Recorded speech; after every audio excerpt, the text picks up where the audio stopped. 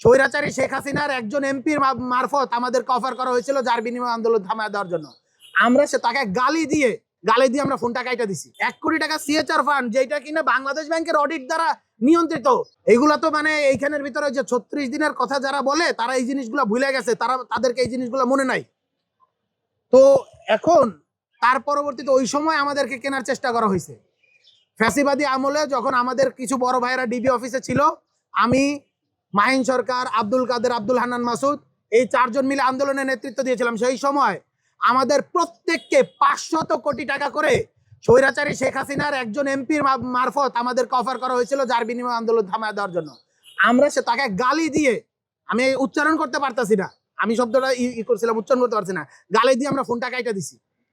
তো যে এখানে 500 কোটি টাকার অফার এখানে রিজেক্ট করছিলাম, আজকে 1 কোটি টাকা সিএচআর ফান্ড, যেটা কিনা বাংলাদেশ ব্যাংকের অডিট দ্বারা নিয়ন্ত্রিত, সেইখানের ওই 2 টাকা চুরির আমাদেরকে অভিযোগ দেওয়া হচ্ছে।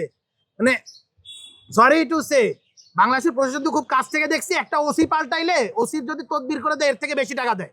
এই তদবির বাণিজ্য কে করছে আপনারা দেখছেন, ওই ভিডিওগুলো এখন পর্যন্ত আছে। ওই তদবির বাণিজ্য করার জন্য ওই মহিলাকে হলো গিয়ে তার ভিডিও করা হয়েছিল, রেল অফিসের ভিতরে কে গিয়েছে সে, এবং আচ্ছা আমি এগুলো নিয়ে বলতে চাই না, আসলে পার্সোনাল নোংরামি গুলো আসলে করা উচিত না, করতে চাই না, বাট কে এই ধরনের তদবির বাণিজ্য করছে এগুলো আমরা জানি।